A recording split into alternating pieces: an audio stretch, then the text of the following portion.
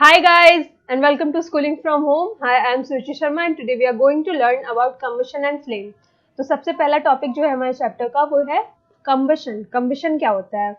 तो सबसे simple language में इसको ऐसे समझो कि कोई भी चीज अगर जल रही है ना, और अगर वो हीट और लाइट प्रोड्यूस कर रही है तो इस प्रोसेस को हम combustion कहते हैं. Okay, the process of burning in which heat and light are produced is called combustion. ये तो ही सिंपल लैंग्वेज में. अब केमिस्ट्री की लैंग्वेज में इसे कैसे समझेंगे कि मान लो आपके पास कोई सब्सटेंस है जो जल रहा है, ठीक है, तो वो जब जल रहा है तो उसके आसपास क्या एयर है, हवा है, उस हवा में ऑक्सीजन भी है. तो क्या होता है कंबशन के प्रोसेस में कि जो ऑक्सीजन है वो सब्सटेंस के साथ रिएक्ट करता है ना, और हीट और लाइट प्रोड्यूस करता है. तो इस प्रोसेस को हम कहते हैं combustion, the chemical process in which substance reacts with oxygen to produce heat and light. Okay, तो अब आप ये भी सोच रहे होगे कि स्टार्स और जो सन है, हमारे तारे हैं और सूरज, इनमें भी combustion होता होगा क्योंकि ये भी तो हीट और लाइट ही प्रोड्यूस करते हैं. तो लेट मी क्लियर यू, यहाँ पे combustion नहीं होता, ठीक है. ये जो सेलेस्टियल बॉडीज है इसमें combustion नहीं होता, यहाँ पे न्यूक्लियर फ्यूजन होता है.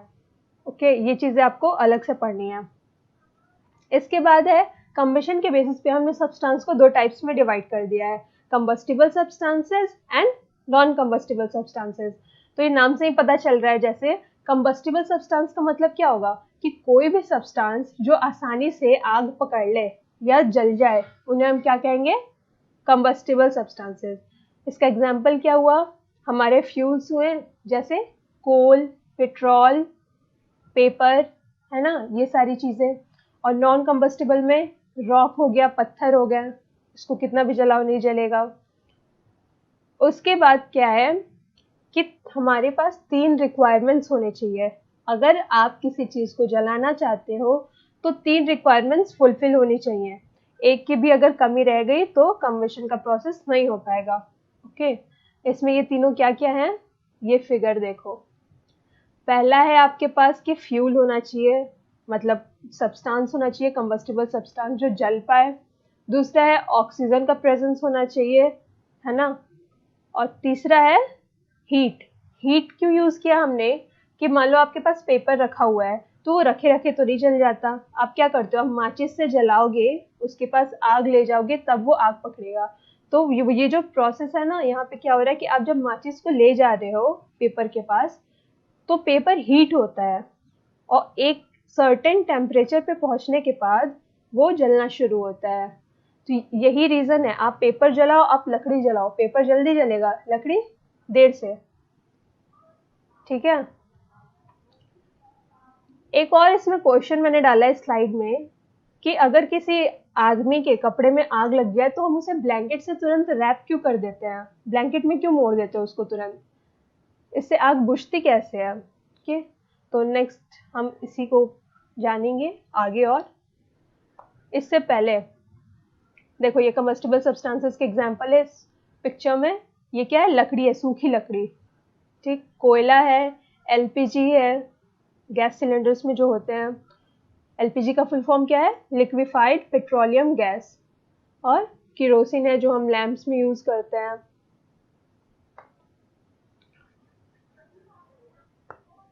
अभी मैंने बताया कि पेपर जो है वो एक सर्टेन टेम्परेचर पे जाके जलना शुरू होता है.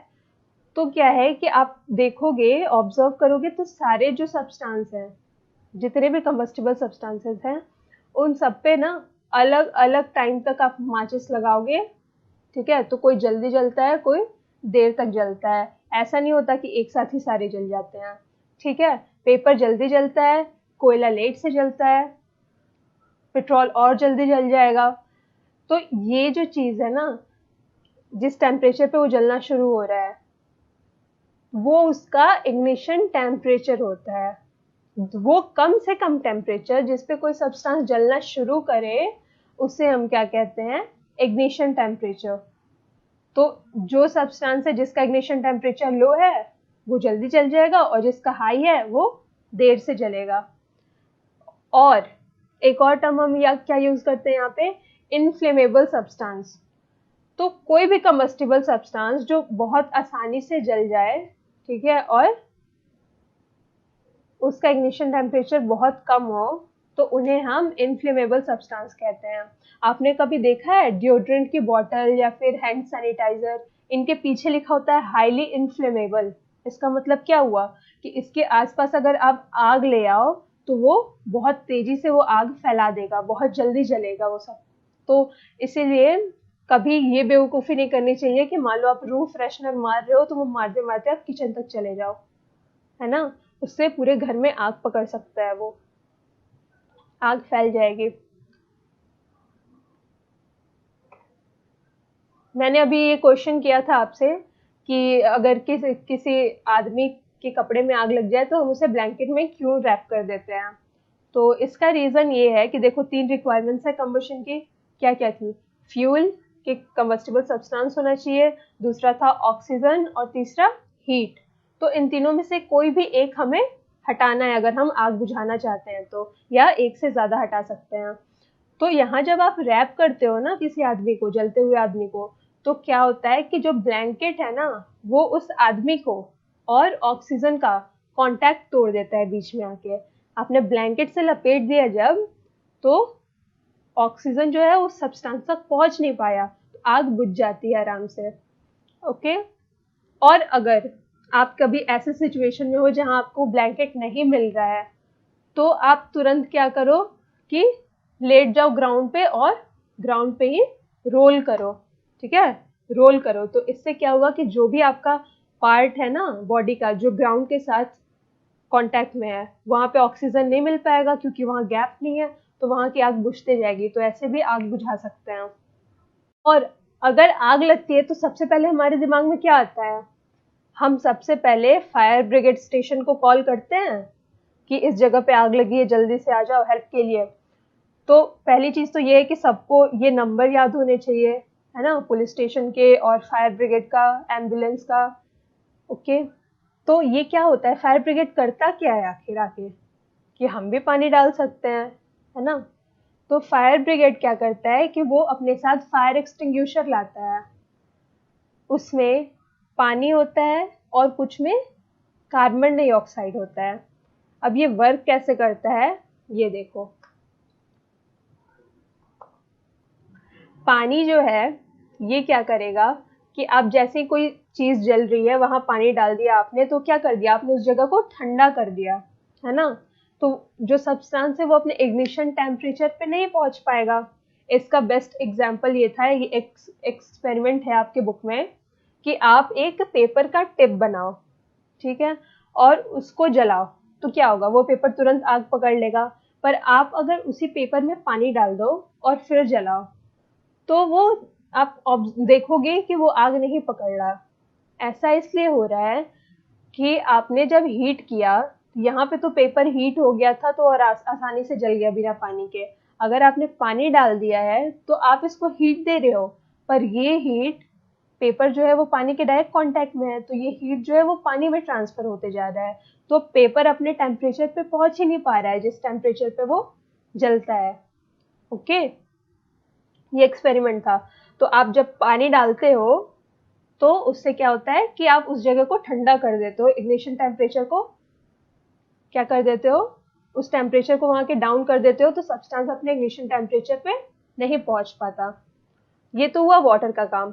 अब मान लो कि आपके पास कोई इलेक्ट्रिक का सामान है, ठीक है, और वहां पे आग लगी हुई है, या फिर पेट्रोल या डीजल में आग लगी है, तब भी आप पानी डालोगे? ये गलती कभी मत करना। इससे क्या होगा, अगर इलेक्ट्रिक अप्लायंस में आग लगी हुई है और अगर आप वहां पे पानी डाल दो, तो इलेक्ट्रिक अप्लायंस में क्या हो सकता है, इलेक्ट्रिक शॉक लग सकता है आपको उससे। ठीक, पहली चीज ये हुई। और दूसरी, अगर ऑयल डीजल, ये है ना, पेट्रोल या डीजल है, तो आपको ये चीज पता होगा कि पेट्रोल और डीजल जो है इनकी डेंसिटी पानी से कम होती है। तो आप जैसे ही पानी डालोगे ना, तो ये जो ऑयल्स हैं ये पानी के ऊपर आ जाएगा तेल, और तेजी से फैल जाएगा। तो ये कंट्रोल में नहीं आएगा, ये और काम बिगाड़ देगा आपका। तो इसके लिए हम क्या यूज करते हैं, कार्बन डाइऑक्साइड। ये देखो,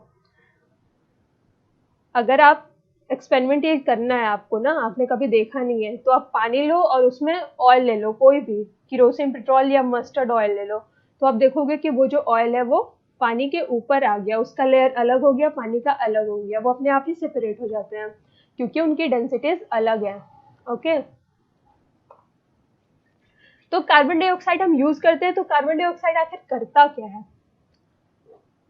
यहाँ कार्बन डाइऑक्साइड क्या करता है कि CO2 गैस जो है कार्बन डाइऑक्साइड, ये ऑक्सीजन से भारी होता है, ठीक है। तो आप जैसे ही, जहाँ आग लगी है वहाँ CO2 आप जैसे ही डालोगे तो CO2 एक लेयर बना देगा, ठीक, एक लेयर बना देगा ये गैस। तो क्या होगा कि ऑक्सीजन उस लेयर के ऊपर हो गया, सब्सटेंस नीचे, तो ऑक्सीजन और सब्सटेंस का कांटेक्ट तोड़ देता है। ये एक ब्लैंकेट की तरह ना आपके सब्सटेंस को चारों तरफ से घेर लेगा, ठीक। CO2 ये काम करता है। अब CO2 को हम जब डालते हैं, ठीक है, स्टोर कैसे करते हैं कि उसको कंप्रेस करते हैं और बहुत हाई प्रेशर पे रखते हैं लिक्विड फॉर्म में। तो आप जैसे ही उसको डालते हो ना, खोलते हो, जैसे रिलीज करते हो, तो वो एक्सपैंड होता है और वो लिक्विड फॉर्म में, तो वो क्या करता है वहां पे कूल डाउन कर देता है सराउंडिंग को, जहाँ पे आग लगी हुई है उस पूरे सराउंडिंग को वो ठंडा कर देता है। तो सब्सटेंस जो है अपने इग्निशन टेम्परेचर पे नहीं पहुंच पाता, ठीक, तो आग बुझ जाती है। अब है टाइप्स ऑफ कम्बशन। तो कम्बशन 3 टाइप्स के होते हैं जो हमें पढ़ने हैं। पहला है रैपिड कम्बशन, दूसरा है स्पॉन्टेनियस कम्बशन और तीसरा है एक्सप्लोसिव कम्बशन।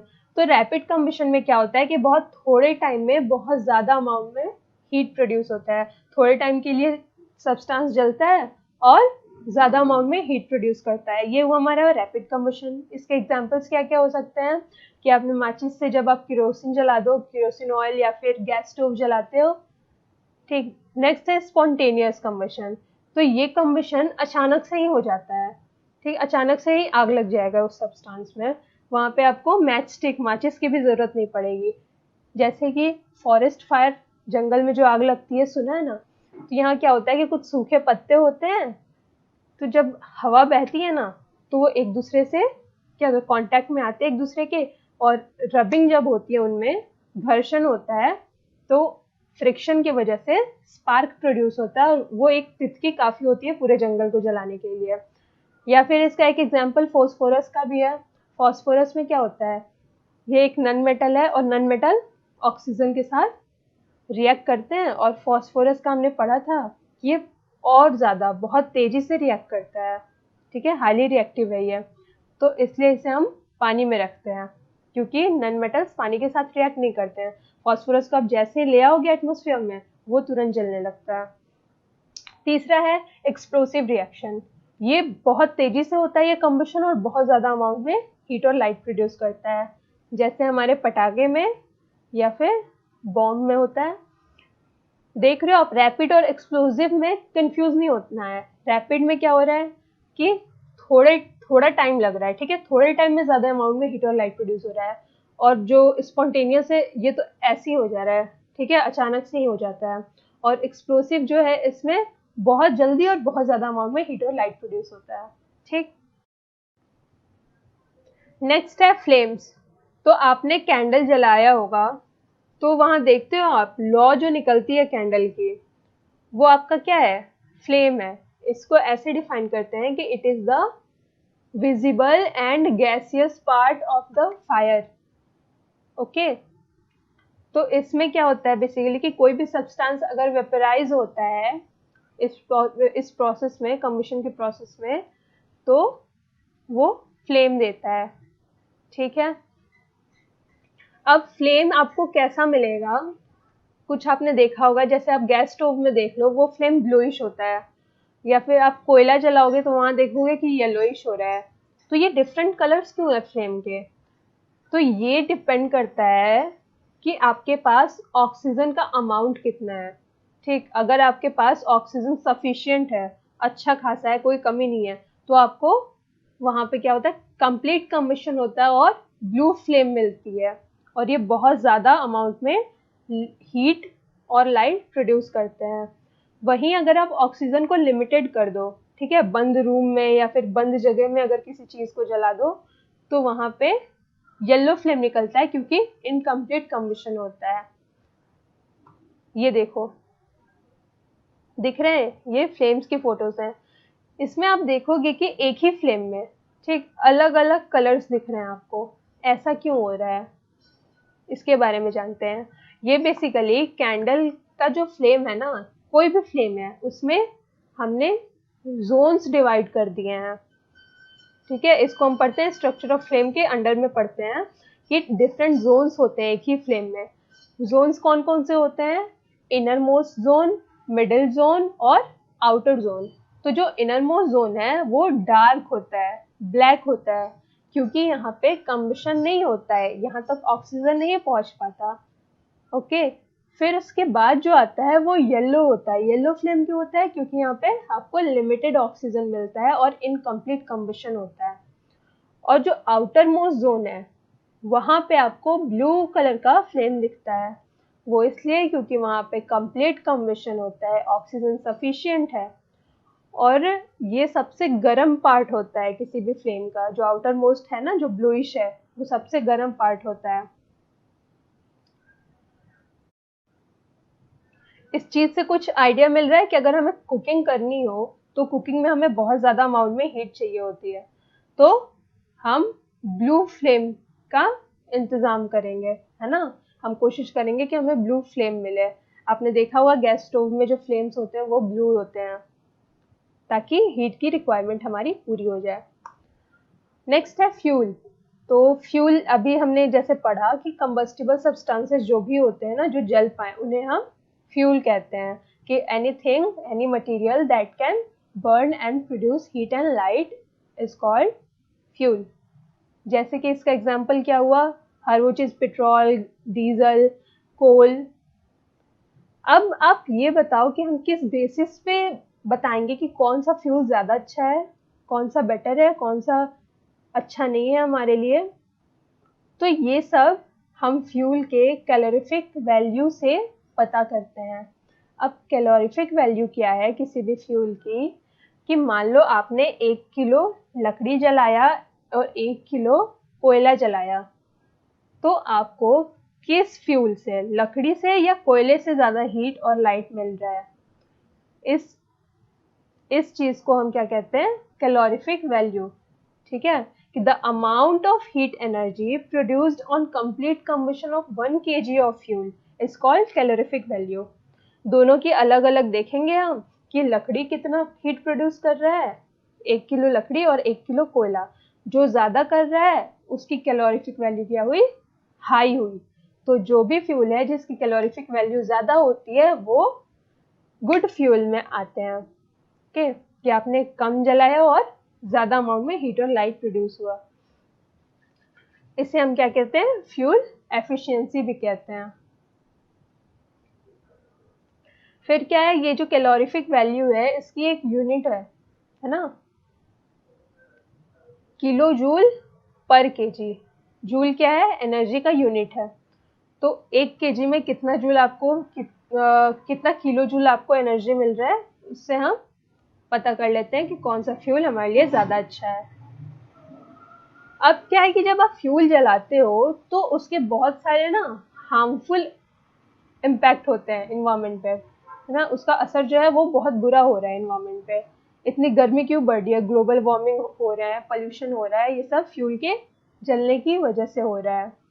तो पहली चीज जो है इसमें कि ज्यादातर फ्यूल जो है वो कार्बन कंटेंट से बने होते हैं। तो आप जब उसको जलाते हो ना, तो छोटे छोटे बिना जले हुए ना अनबर्न कार्बन पार्टिकल रह जाते हैं। अब वो एटमॉस्फेयर में ऐसे ही घूमते रहेंगे, तो उससे क्या होता है? छोटे छोटे वो पॉल्यूटेंट बन जाते हैं, वो पोल्यूशन कॉज करते हैं इन्वायरमेंट में। तो जब आप सांस लोगे ना, तो वो ऑक्सीजन के साथ आएगा और आपके रेस्पिरेटरी सिस्टम को हार्म करेगा, उसमें कुछ प्रॉब्लम करेगा। दमा होता है, अस्थमा, ये सारी इसी वजह से होती हैं, है ना। ये भी एक रीजन है उसके लिए। नेक्स्ट है कि अगर इनकम्प्लीट कम्बशन हो रहा है, मान लो ऑक्सीजन सफिशिएंट नहीं मिल पा रहा है, आप किसी चीज को जला रहे हो, तो वहां पे कार्बन मोनोऑक्साइड प्रोड्यूस हो जाता है। कार्बन मोनोऑक्साइड क्या है? टॉक्सिक गैस है, जहरीली है। ये ले लो थोड़ी देर तो इंसान मर जाता है। इसीलिए बोला जाता है कि बंद कमरे में कभी भी कोई चीज़ जला के उसमें नहीं रहना चाहिए।